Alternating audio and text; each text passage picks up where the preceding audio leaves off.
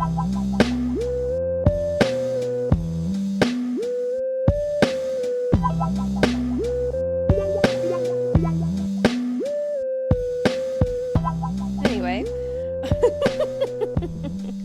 welcome to episode 94 of The Bar is Ankle High, your weekly ADHD podcast that explores life's low bars with wit and wisdom.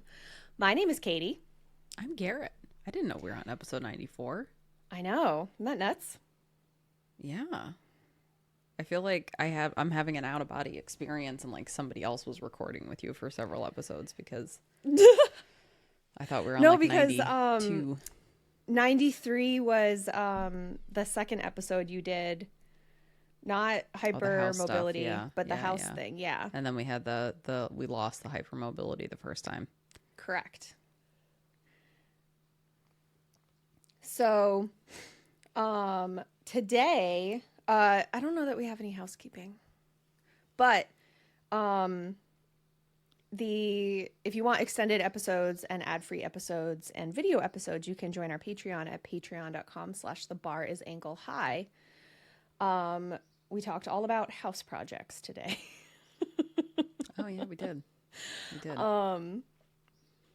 But when you were talking about hypermobility, you mentioned something about dopamine and like a hypothesis about something to do with dopamine causing pain or whatever. Oh, and and like pain receptors or something. Yeah, and we got really confused by it and like confused ourselves. Yeah. But we're good I was at like, that. yeah. But I thought, I wanted to know like what the deal was with dopamine versus pain and like what role it plays in that. So I looked into it, and so that's what I'm talking about today. The connection between dopamine and pain sensitivity. Interesting. Yeah. So dopamine is traditionally seen as like the pleasure chemical and crucial for reward processing. But it actually regulates a huge number of behaviors. There's a article from UNC Healthcare that noted, although dopamine has been shown to be important for both rewarding properties and pain relieving properties of heroin, several studies have shown that the same neurons regulate attention, which then also suggests a link between drug abuse, pain, and attention. So we know, obviously, that dopamine and attention have a correlation because, that's our fucking problem. And, but yeah, so there's also studies showing that dopamine can, in addition to regulating attention, that suggests a link between drug abuse, pain, and attention. Which we talked about the higher incidence of substance use disorders with ADHD, but the fact that there's a pain component, I did not know. That's interesting. Yeah, so this was a really interesting, there's one study I read, and then there was the UNC Healthcare article that I was reading about. But in the one study I read, was pretty short actually, and it'll be in the show notes if you want to read it yourself, that they found that although, we know dopamine is crucial for reward processing, it doesn't just drive the hedonic experience of rewards, like liking it, but also the reward driven actions like wanting.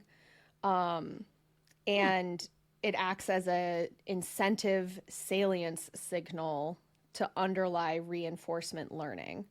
So it's not just making you seek the stimulation. It's like driving the urge for stimulation. Correct. Driving you to seek it and then driving you to continue to seek it. Yes, which immediately went to me for executive functioning issues. Mm-hmm. Like the idea of you'll just feel better if you clean your room. Yeah, I fucking know it, but I can't. Mm-hmm. And I know that intellectually, I know that I'll feel better when my space is cleaned and I'm not stepping over piles of clothes.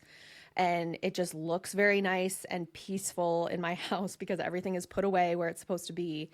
Mm-hmm. I know that, but my brain isn't letting, like, that wanting, the reward driven thing isn't functioning. I'm not getting like, as much as intellectually I understand that's what happens, like my brain isn't letting itself feel the, like, hey, if I do this thing, I'm going to feel good about it.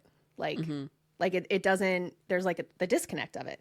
So, and if you do it, you're going to be chasing the things that are making you feel that interest. So you're opening a drawer and you're getting lost in the drawer for 3 hours, or you're, going through one thing and getting distracted and moving on to the next subject while your room is torn apart.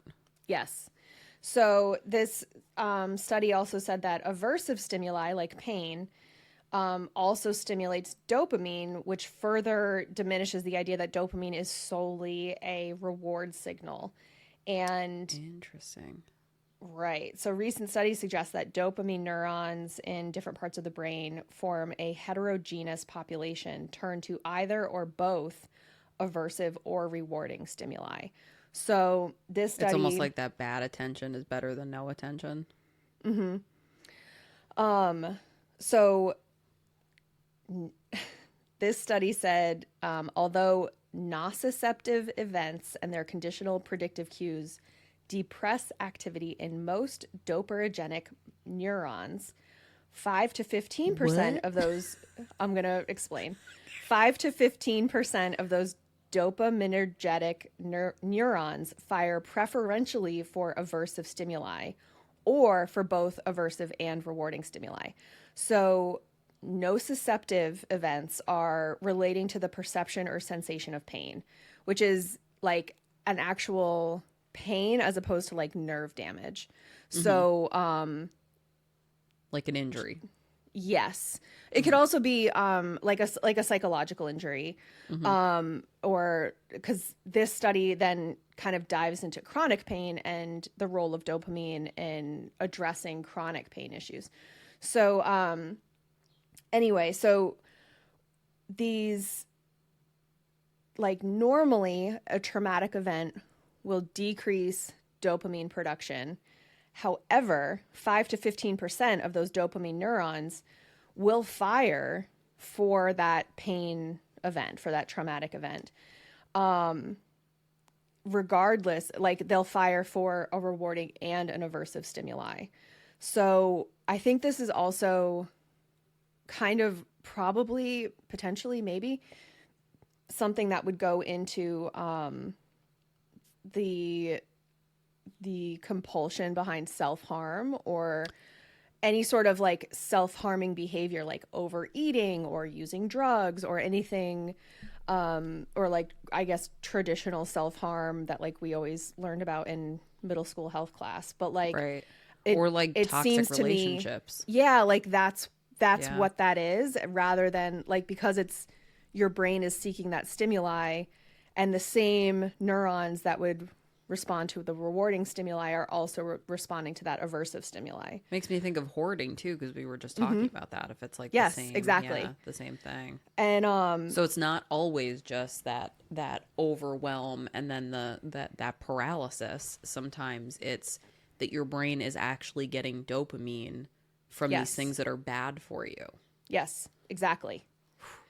Isn't that wild? Like self-harming in any form, almost. Like, yes, like you were saying, like psychological. Right. So then this creates a motivational salience of pain that can act as a, quote, decision aid as to whether or not the pain should be endured to obtain a reward. So if that's the only way that you're getting dopamine, if you're already dopamine deficient, like if you have ADHD, and then something like a depression cave, like, is giving you that additional dopamine, even though it's only getting worse and you really need to take out the trash and all of your dishes are moldy, if that's the only way that you're getting dopamine, you're not going to, quote, be able to snap out of it. Just like, it's not as simple as like just deciding to open the windows one day and like get some fresh air circulating. Yeah.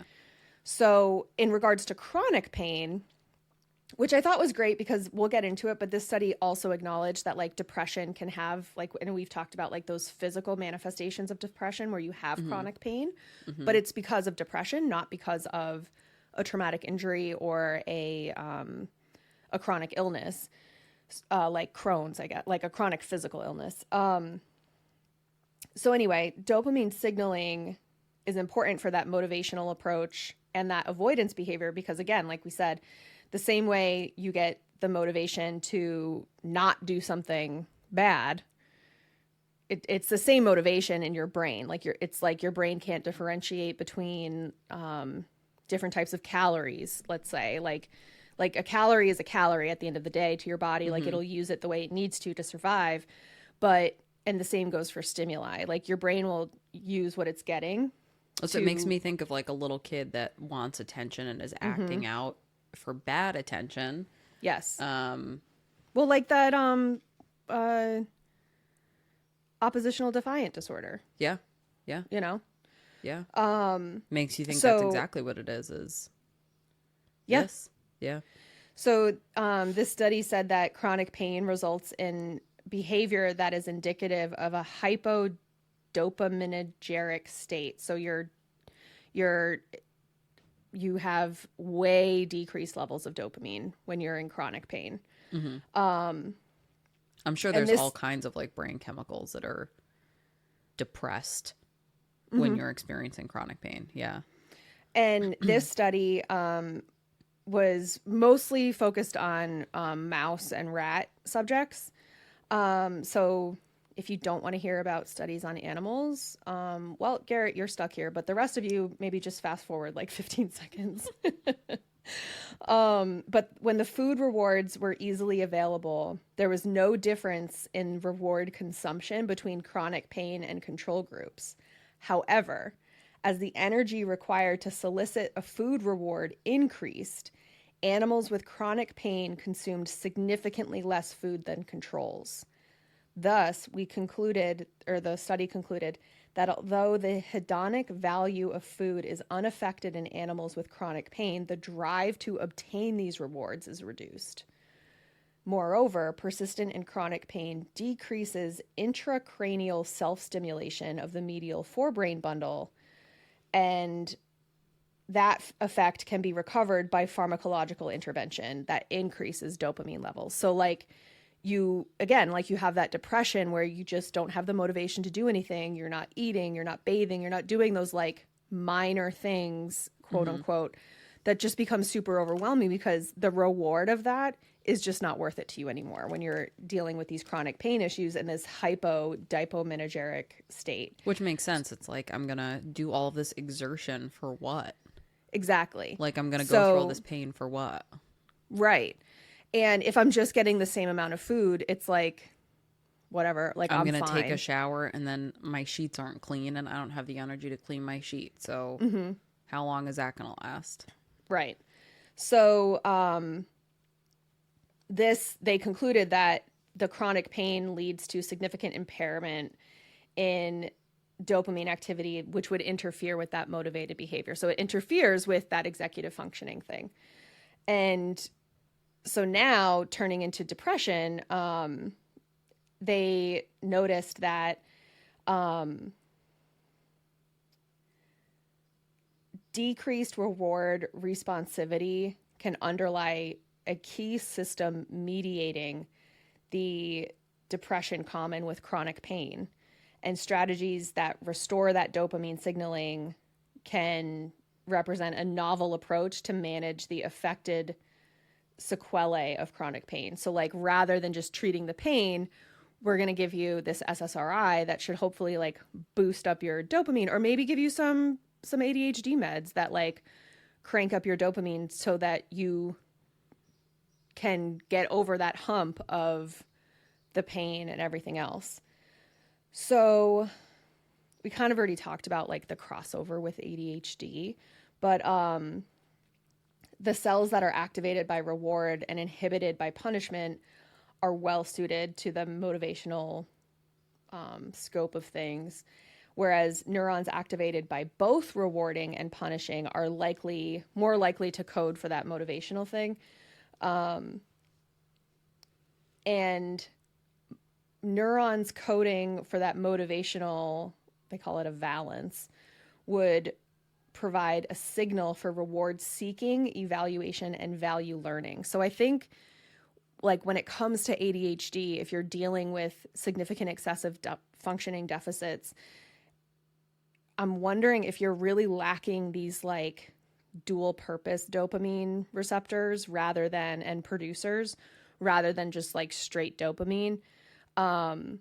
Because it's that idea of like learning, like that motivational response, like because, and I think also the problem or the struggle with ADHD is that it fluctuates so much for me. Like for like the past 2 or 3 weeks, my house has been extremely clean, way more clean than it ever was the past year that we've lived here. And I have no reason for it. Like I can't put my finger on like why I would have a much cleaner and more organized space now. Nothing has changed about my life, like functionally speaking. But it's just one of those things. And I think that's like, for me, it's so much of my frustration with ADHD is that, like cyclic or just unpredictability of what my condition is going to bring with me that day.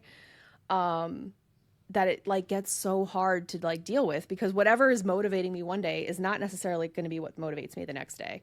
And that's so irritating. You're constantly chasing it. And like, yes. I know when we first started this pod and we were talking about what's driving these symptoms, one of the things we were saying is it's like this combination of inconsistent levels of dopamine, having receptors that are misfiring. So it's just like, you know, when we joke like, oh, everything was hitting just right, like the hyperfixation, like, or maybe your dopamine and your receptors were just both fucking working in sync like they do for everybody else for like 3 hours that day. You know, so you got a ton done.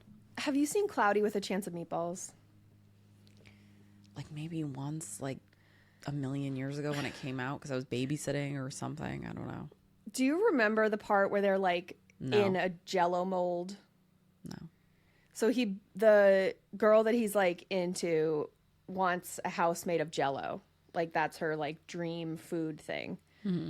And he makes a house of Jell-O for her. So it's like all these Jell-O mold, like a house and a swimming pool and whatever. And he does like a cannonball into the swimming pool of Jell-O and like just gets stuck in the middle of the Jell-O. And I feel like that's what happens so often is like my dopamine like fires, but it's like trying to sludge through Jell-O and like just can't get through to the receptor that's like trying to receive the dopamine. And it's just like, it's like I can feel myself wanting to do it, and it's just like, go fuck yourself. Or you've got dopamine flowing around, but your receptor is like the little engine that could, and it's just like, I just gotta get up this hill. The hill's so steep. The receptor is that video of the woman who had the cake in the carrier and it like fell out and like on the ground. Yes. That's the receptor. Yes. It's just a really, and you're right, it is exhausting because it's like every couple of weeks I just need to like find whatever that thing is that's going to motivate me to do something. So it's like I constantly have to trick myself into things. So like I was having a really hard time drinking water, and now I have to go through this whole thing with sparkling water just to get myself to drink something. But I also need to put like lemon and lime in it, because if it's not interesting enough, I'm not going to drink it. And then I'm going to be really dehydrated. So it's just like constantly being like, I have to trick myself like to do things and to reward myself with rest. So it's like, all right, you got to get these things done. Then you can just sit on the couch. Just get these things done and then you're done. And I just never finish. And then, I just collapse and, starting in the next day. But it's like there are other times where I'm like, oh my God, dishes. Mm-hmm. I can't do dishes. Mail, going through the mail, or like our island just becomes a catch-all and just everything gets thrown there. And I'm like, oh my God, I can't clean it again. Yeah. I've cleaned it so many times. Yeah. And totally. it is like, it just is, it is an exhausting thing to try and keep up with. Yeah. Like sometimes, I'll explain, oh, well, I'll go through like what my process is for something. And somebody neurotypical is like, that's a lot. That's exhausting. And I'm like, yeah. That's Yeah, like trust me, if I didn't have to go through all those steps, I fucking wouldn't. Yeah. Like, who would go through all of that just to like do a load of laundry and put it away in the same week? Like, yeah. The other night, my whole routine is like getting the dishwasher going and running the laundry before I go to bed. And the other night forgot to do both of those things, which then derailed me for the next morning, because then I'm like, I'm trying to get breakfast, get the baby fed breakfast and then run the dishwasher so that I can still wash the stuff so that I'm not completely, it was just like, it was such a thing. And it just like really set me, because then I'm hand washing all of these things that I need to use. And it was just, I was like kicking myself. I was like, this is and it's that thing where it's like I have ADHD, so I thrive in a structured environment. I have ADHD and I hate structure. Like, it's those things where like, and that always was my thing in like anytime with like working out or my attempts to like lose weight in the past, especially in college. Like, I'd be fine and then the semester would change, so my whole schedule would change because my classes were all at different times, and then I'd have to re-figure out how I can like, eat when I need to eat, but also make time for exercise and get my homework done and like figure out all of this shit. Get into a flow. And then you would get into a flow just in time for the semester.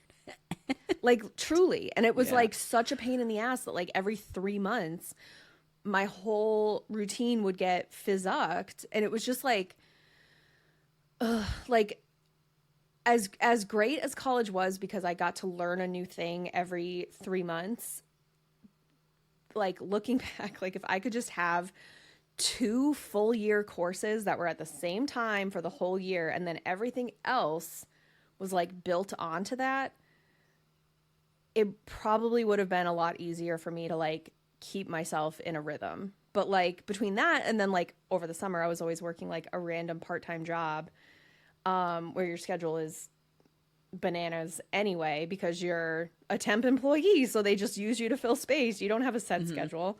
So like it was just one of those things that was like just crazy. But I found this other study, this UNC publication, that was talking about a study that they had done at UNC that was like comparing the experience of pain between male and female mice in the lab. And so they found that the dopaminergic neurons play a key role in how opiates dampen pain. And they posited that that was likely through the release of dopamine and glutamate. In a new experiment that UNC did, the lab focused on the neural pathway that starts in the midbrain region, and that brain region is involved in behavioral adaptation. So it's how animals learn and respond to their environment. The neurons that make dopamine in that region operate in conjunction with a brain structure called the bed nucleus, and that forms a neural pathway. That's all you need to know. They found in this study that by activating that neural pathway in the midbrain, it reduced pain sensitivity in male mice, but it made female mice move more, especially in the presence of something capturing their attention. So they think, and they said, like, we think this is because of the different ways that males and females respond to pain. Specifically, dopamine helps males simply feel not as much pain. So it like blocks their pain receptors. While in females, dopamine helps the mice focus attention elsewhere while in the presence of pain. So it's like, I guess like in childbirth where they're like, you have like a totem that you're supposed to bring with you to focus on instead, or you have your breathing to focus on, and these other things to take your attention away from the pain that you're feeling. And it's sort of like, well, it makes sense that we've come up with these strategies for women or AFAB individuals to cope with pain that involve distracting yourself from the pain, as opposed to Garet looks like she's gonna burn her house down. As opposed to just saying like, here's a way to not feel pain. So yeah, that just like, it just blew my mind, but also relieved that this study acknowledged that previous studies were only done on male mice, which, why? It's a mouse. Like, god damn. Like, I'm sorry, but it's a fucking mouse. Like, at least for human candidates, you can be like, well, she's pregnant or she could become pregnant. We can't use this one. Like, what if the kid comes out looking weird or doesn't come out at all because of this test that we did? Like, it's a mouse. Study it on both sexes. I don't get it. So anyway. So I just want to make sure I'm understanding. Okay. So the male mice, yeah, when there's dopamine release, they don't feel pain, or they're feeling less pain. Correct. It's minimizing the pain. Yes. So, and they were less active than the female mice that felt pain and had the dopamine release. So they stimulated a dopamine release in the female mice, but their reaction to not feeling pain was not to rest. It was like, it made them more active. Because they were like, oh, I don't feel as much pain. Is that from opiates? And then the mouse patriarchy told them that they have to be busy. Clean their house. They're like, see, the thing is, your love language. That was the secret of the NIMH.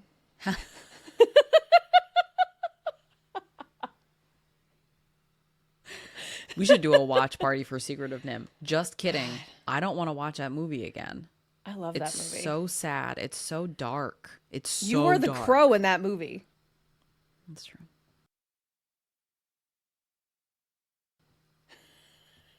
Trinkets. So the female mice have an alleviation of pain, and instead of resting, are busy. Mm-hmm. So should we just rewind this to where I was like, and then I never rest. And then I just roll back into it. But what PCOS? What are you talking about? I never do that. I don't know if we could say never. Oh my God. But it was just really interesting. I mean, I'm glad that article by UNC was published in 2021. So it's nice that they're finally acknowledging that there's different reactions to, and also I think like what you were saying is they were talking about like the increased feeling of pain. If you give me an opiate and it doesn't reduce my pain, it just makes me able to distract myself from the pain, then it can seem like I'm drug-seeking behavior when you ask me to put my pain scale on a scale of 1 to 10. Well, when I focus on it, it's still a fucking 9. Like, yeah. But I'm able to distract myself from it, which is different than asking a male, is your pain, here's your opiate, now what's your pain? And they're like, oh, well, now it's down to a 5. And they're like, great, it's working. But, they look at me and they're like, well, why isn't it working for you? Like, you weigh less than that man, like it shouldn't, whatever the chart is that they use to figure out dosage for that stuff. Like, it's the kind of thing where, no, my pain isn't reduced. I'm just able to distract myself from it. And it's that sort of thing where, like, as long as I can stay distracted, which is also a problem, I think, when you're dealing with a chronic illness. If you're on disability, if you're at home and you're not doing anything, and then you get into that cycle, like in the first part where we were talking about like depression, and you don't have these motivation streaks, and you're not able to do anything because the thing that's giving you any dopamine is an unhealthy behavior. So you end up, I think when you're dealing with something like fibromyalgia or Crohn's or something that's like an extremely painful condition, then, you know, or Ehlers-Danlos syndrome, like you have these migraines or something, and these medications aren't, quote, helping you the way that they're supposed to. Well, the way they're supposed to was only tested on males. So you don't know what it's supposed to do for me. These researchers are like, well, good day's work. Guess we're never going to talk about this again. Yep. And high fives all around. This was great work, boys. Did it. Solved it. The women are defective. I mean. Fuck. Yeah. But I just thought it was interesting. Like, I had no idea that dopamine had any role in pain perception. Actually, dopamine has a role in a bazillion things, too, because I was listening to, they just did this study on the effect of screen time in kids creates an increase in nearsightedness, and time outside improves their eyesight. So they were saying in Taiwan specifically, they looked at second graders, and Taiwan had a rate of nearsightedness at 90% of second graders because of the use of screens. And they said it's so hot, it's very hard for them to like be spending a lot of time outside. Oh. So these kids were winding up like really nearsighted, and there was a role that dopamine played in the nearsightedness. And I have the article open in a tab on my phone, and I still haven't read it to completion. Ta-da! But no, it is, every time dopamine comes up, I'm like, well, what? Like, I thought it was literally the thing that made me yell trinkets, and that was it. So finding out that there's like all these other, you know, regulations that it does is fascinating. Yeah, I mean, I think it's like when you were doing the hormone series and you were talking about like what estrogen does and how, because I guess I just assumed that estrogen only lived in my uterus. I don't know why, but I just assumed that's where it lived, and insulin only lives in my pancreas. I don't know. Yeah. And so the fact that estrogen lives in my brain and affects how my ADHD is doing and all of that is just, it's the kind of thing where it's like, you know what? Fuck you, hormones, because that's some bullshit. Like, turns out when you said you regulate everything in my body, you really regulate everything in my body. Nerd. Yeah, it's I, now that I'm thinking about it, I just got my period, so I'm like, oh my god, all of these things that have happened like the last week or two, or like when I forgot to start up the dishwasher and you know, gave myself a rough morning. It's just like, it's funny because I'm like thinking back and I'm like, oh, that's probably why my brain has been like extra scattered and extra overwhelmed and you know, just like kind of struggling. It makes sense. And fatigued, and like super fatigued. Like, why am I so tired all the time? It's always why, especially like, I mean, I'm on the pill, so when I get my period, I know I'm getting it. Like, I affirmatively have to stop taking the pill to get my period, and even then I'm like, God, why am I so sleepy? Like, every time. Why does my back hurt? I just can't get comfortable every time. And I'm like, oh yeah, you're in the middle of your period that you chose to get, you dummy. Oh yeah. ADHD. I mean, it's like, it's wild. Truly, I mean, I was like, God, I am so bloated. And I literally blamed myself for eating a roll the day before. I was like, I ate a roll yesterday. Tell me you grew up in the early aughts without telling me. I literally had a roll this big with butter on it. I was like, oh my God, that bread was so good. I'm just going to have a roll with some butter on it. Ooh, I got a French baguette at the store yesterday, and I got some like fresh sliced turkey and had like a little, like not even, probably like a 5-inch little turkey sub that I made myself. And On the baguette, it was so fucking good. It hit so well. It was so nice. And then, especially if you have like really cold mayo and really cold like crispy lettuce on it. Yes, I had fresh romaine and I put some cheddar cheese on it. And I think today when I have that for my lunch, I'm going to have, because I have some dried cranberries. I think I'm going to do like a cranberry mayo.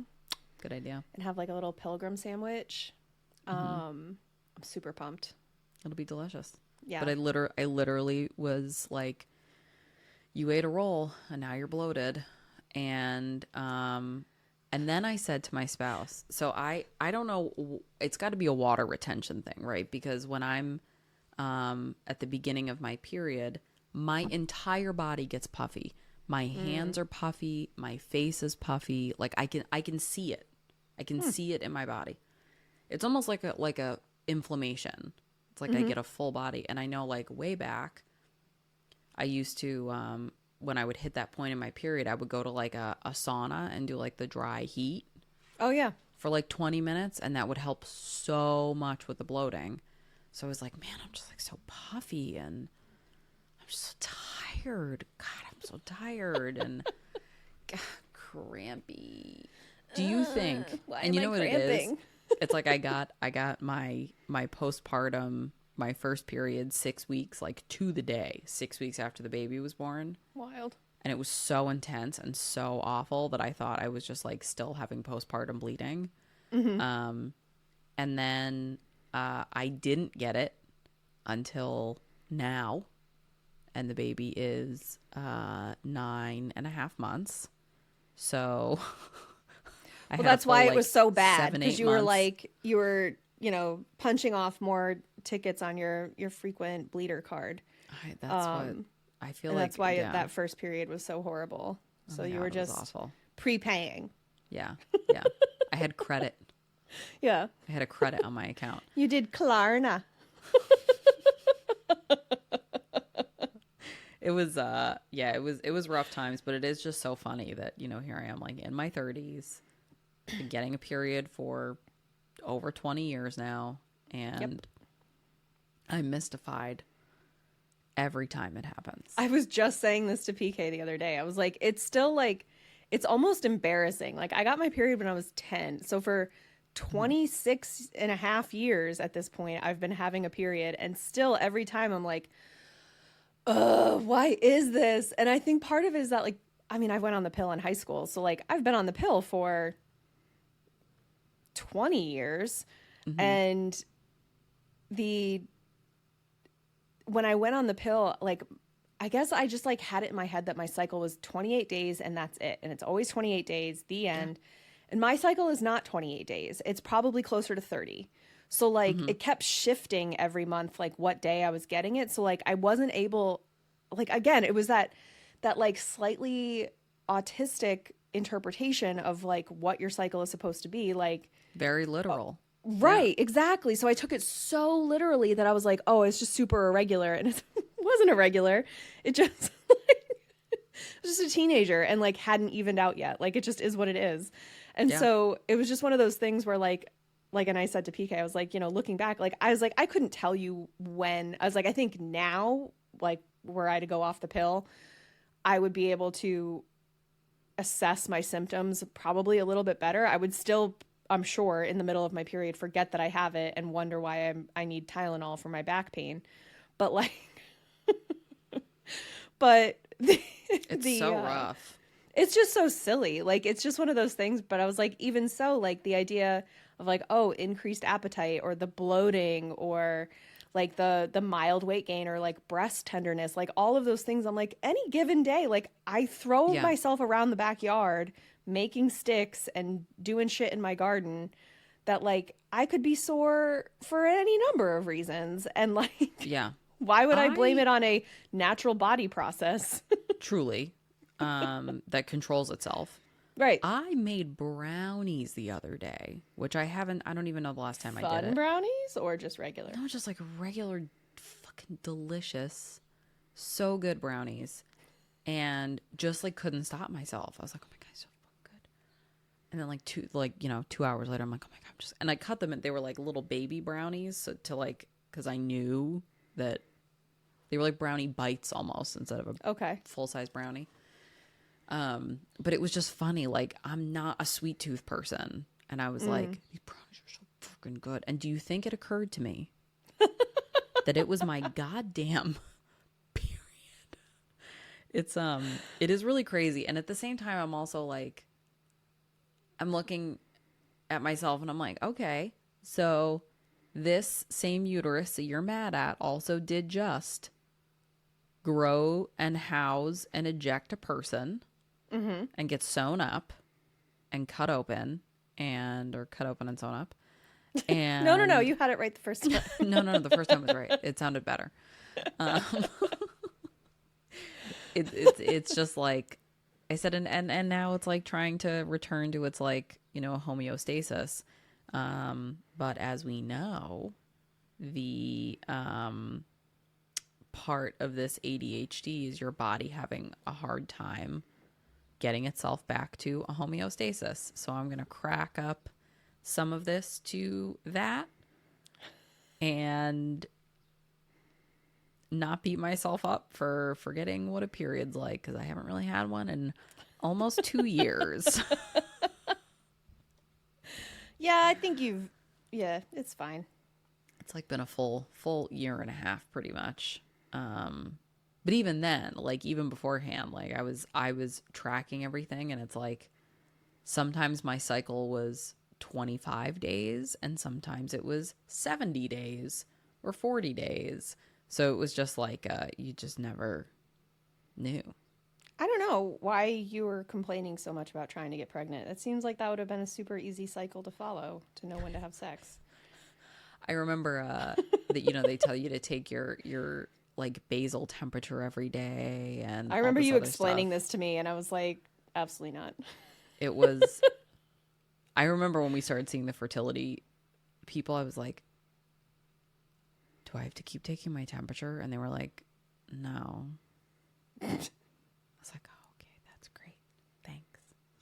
I was just like so we are going excited. to inflate your organs though without any pain meds, so Yeah, we are going to do a bunch of other awful things, but no, you really went out on the temperature.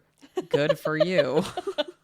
I'm like, yes, no more temperature taking. And they're like, no more temperature taking, just super invasive, painful stuff. They were like, she doesn't even know that we are about to put a balloon in her uterus. She doesn't even know. No one's going to know. This fucking idiot. Know. She's got no clue. It also makes me like, I'm thinking about all these different like painful things that, people with uteruses have to endure. And it just makes me more angry the more I think about it. I think that's fair. Distract yourself. But at the same time, I mean, that's the only thing that's really effective for me is I have to refocus. Yeah. If I'm experiencing, which it turns out is just like a biological thing, that focusing on something else is what helps you cope with the pain. That doesn't negate the pain, and it doesn't it's invalidate the pain you're feeling. Women just experience so much more pain, I would think. I think that's got to be like there's this one of my favorite shows is Fleabag, and there's this like speech that one of the women in the show gives, and she's like saying how women live their whole lives with pain. Like you have your period your whole life, which is painful, and childbirth, and all of these things that like dictate how you're physically feeling for so much of your life. And she was saying that men don't feel that, so they have to create it. So they have sports and wars and, violence and all of these things that men do to create that thing that women just experience naturally. And it's like, I think about that and I'm like, yeah, like do our brains work that way because of the long duration pain that we have to endure. Like, okay, hunter-gatherer, cavemen, yeah, you had to run from something, but did you have a 30-hour birth to pass a human being? Like, yeah, I just don't think that, I mean, to make a generalization, I don't think men really have to experience, I mean, aside from like a chronic pain issue, there's not really anything that they experience in their lives that has any kind of long duration pain, unless it's like an injury. mm-hmm. It's not like, I mean, we can just be sitting here minding our own fucking business. You could never have a child and it doesn't matter. You could never want a child and it doesn't matter. Right, you're still going to be in pain. You're still going to experience yeah. cyclical pain your whole life. Have you heard the song is called Labor? Whoop, sorry. No. Was it me moaning and breathing deeply? Because no. Jesus Christ. What is the point of a pause button if you don't pause? So it's by Paris Paloma. And it goes like this.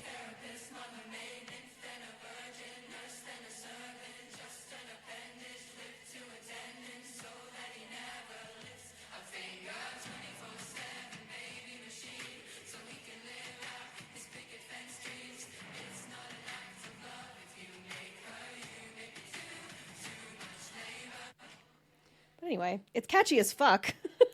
yeah. And it's all over my TikTok algorithm. But my spouse had not heard the speech from that guy. The Harrison Butker. Say that again? Harrison Butker? Yeah, okay. Yeah. What did you hear? Hairs and butt is what I heard. Harrison Butker? I mean, potato, tomato, frankly. Oh, hi, Soph. Where the fuck did she just go? She was on the top of the cat. She just fucking teleported. That was nuts. Nuts. It's crazy.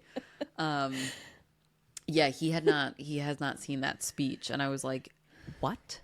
Oh, I only saw listen to it. The excerpts. Yeah, that's all you need.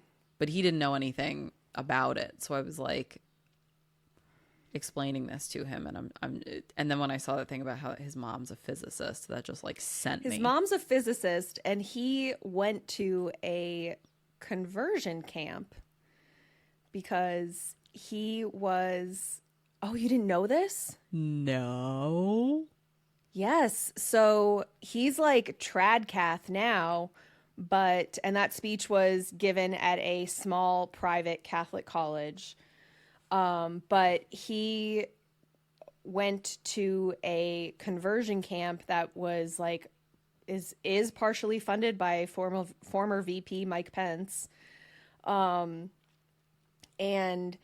so like when he mentions his wife converting to the faith, he means Catholicism, which is like, I don't know. It's like, as someone who was raised Catholic, the idea that like you're calling it this like grandiose conversion like thing, I don't know. Like you can just show up and say you're Catholic. Camp? No one is going to fucking check. Like to turn it into like you must get baptized by the like. I mean, I guess technically, I don't know. Also, nobody's just one of those things. Oh, Catholic. Who's doing that? So just when the you Pope. say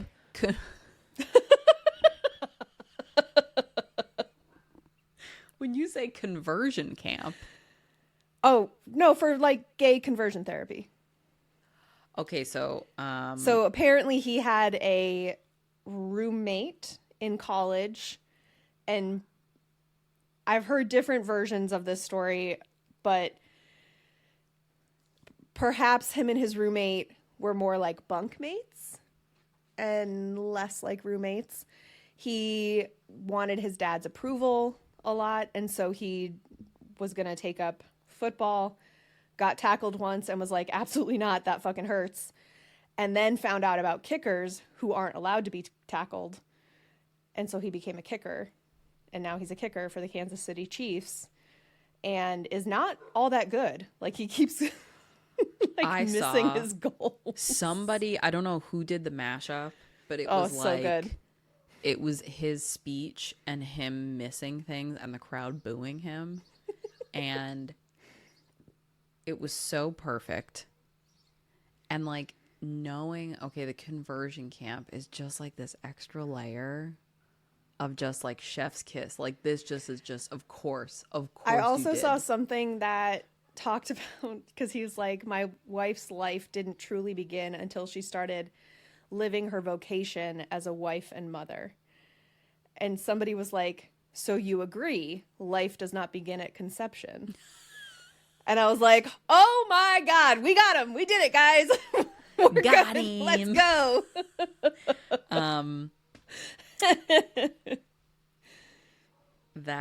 I follow this guy, Uli and Ernesto. It's him and he's the one who is always talking about his current husband, is what he calls his husband. Okay. And he was like, a lot of people are making fun of, it's Harrison Butker, right? Yes. Okay. So people calling him Buttlicker, which, classic elementary funny shit. And he was like, people in the Buttlicker community, and he starts going through his whole thing, and he's like, they might be upset. People who lick butts. And that's just, God, what a great layer to that story. Thanks for that. You're welcome. That made my day. I don't know why I just get so much. I think it's the fact that like it's not is it a secretive thing that he did that? Is he like talking about having gone to a conversion camp? I don't know. It's just really funny to me that this man who's like, women should have babies and get married, and I think what's really the problem, like, also, because ultimately, like, fine, I love butts. You're giving a speech at a Catholic college about like motherhood. The problem is he started that off with, I want to speak to you about the diabolical lies you've been told. Like, these people just got their degrees and like at a Catholic university, who's lying to them? Right. But it's the sort of thing where it's like, in the way that you're implying, at least. Well, right. And like theoretically, okay, so it's a Catholic university. Potentially some of these people are going to be doctors and nurses at Catholic hospitals that don't provide abortion care, and, are going to work for agency and, organizations that provide services in line with Catholic doctrine. So like missionary work. But you need to have a fucking degree in order to do that stuff. Like, regardless of your decision to withhold care from people, or to work at a place that withholds care from people, you still need that degree to have a license to practice medicine. So it's just the kind of thing where it's like, even if these people are, everyone in that audience was extremely Catholic and agreed with the idea that, like, yes, ultimately, the best thing that you can do is to be a wife and mother. However, I think at least my understanding of Catholicism is like, not everyone can do that. Like, for whatever reason, there's just some people who, and because the Catholics have opinions on in vitro fertilization and fertility services, there's a significant number of Catholics who don't have children because they cannot naturally have children. Maybe they adopt, but like, if they can't naturally have children, according to Catholic doctrine, you shouldn't be having them. So because you're playing God. And so the idea, like, to say to some of these people in the audience who might have fertility issues, that like the only way that you can live your vocation and have true happiness and joy is to be a wife and mother is like so reductive. But fuck this degree that you just completed that we're and it's just literally so here bizarre. celebrating. It's the whole thing is just like, it's so gross. And it's also like, I think everybody went to like high school or like knew some guy in like, you know, college that was like super conservative and had fucking opinions like that on everything. What can you tell me about being a wife and mother? Young man. Like, look me in the face and tell me what it is you think that means. It's just like, so, and then the fact that he made that comment about pride. Oh. And the conversion. I'm just. Yeah, for those who don't know, he also made a comment about how the celebrations that will happen next month, aka June, aka Pride Month, will add to the diabolical lies, I guess, these people are being told. Yeah, it was about what they can do, and like, you know, the trad cats don't have a Pride Month, so no one should. I can't imagine a worse Pride Month. It would be Guilt Month. It wouldn't be Pride Month. It would be. That's Guilt what month. Lent is. They would have 2 guilt months.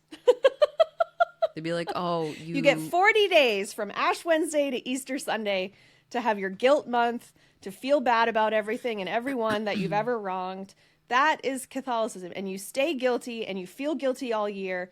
That is what we do. And you stay fucking quiet about it. You don't get up in the front of the crowd and draw attention to yourself like some sort of whore of Babylon. You sit down and feel shame like the rest of us. That is Catholicism. Kneel and feel shame like the rest of us. Yeah.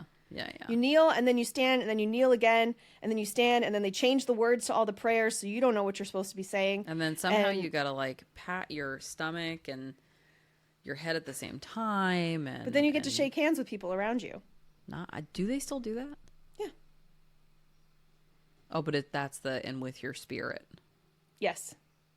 What the fuck? And it's not peace be with you anymore, is it? It's like something. I don't know why you're asking me. I don't. That's a good point. We don't know about. I'm Tradcath in the sense that I stopped going in 2006. That's what Tradcath really means. Yeah. Duh. It's everybody that like grew up in Catholic church or school and then stopped going as an adult because who wants to do that? Yeah, it was a wild thing, but man, the conversion thing is just really. I'm getting a lot of enjoyment out of that. That's really great. Schadenfreude. Yeah, I'm really it's just really funny to me. It's also really funny when you have a guy up there who looks like if you had to design like gay repressed Ken, that's what he would look like. Like I repression Ken. A mashup that was him saying like all of my natural talents that were given to me by God and my wife supports me, and then it split with Ken on the beach in the movie being like, a lot of people don't know that surfing's actually really dangerous. And Barbie's like, I think you're really brave, Ken. He's like, thanks. My job is beach. I will beat you off right now. He's Ken after the patriarchy. That's what he is. Yeah, in the Mojo Dojo Casa House. Yes. Yes. Barbie comes back like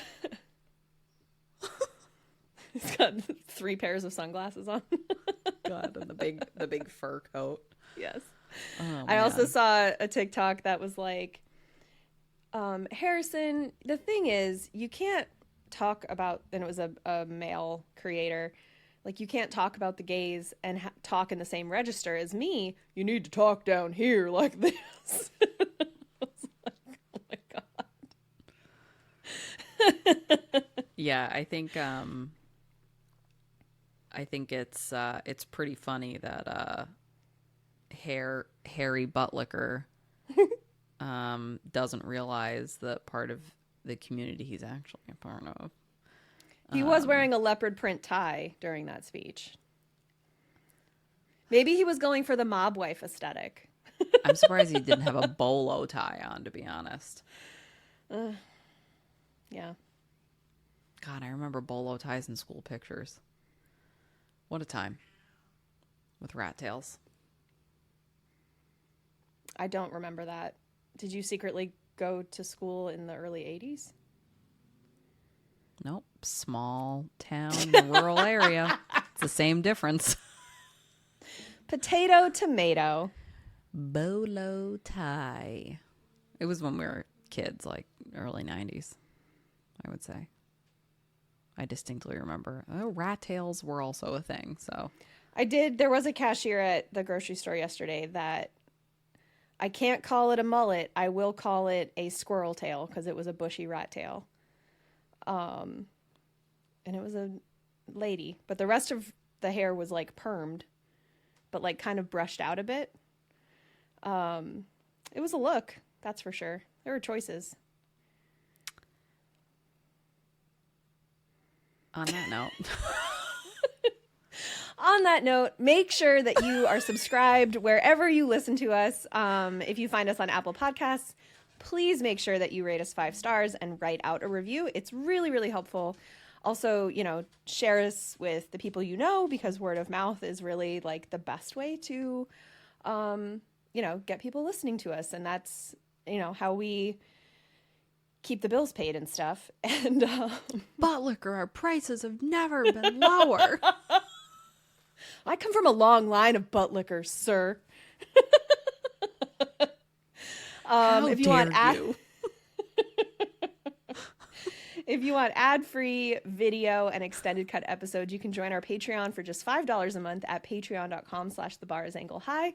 You also get an on-air shout out. You get like goodies from us in the mail if you sign up for that. And it's a way to like directly support us, and we really love it. I do a whole bunch of high kicks when we get a new subscriber, and we have merch at bit.ly/anklehighmerch.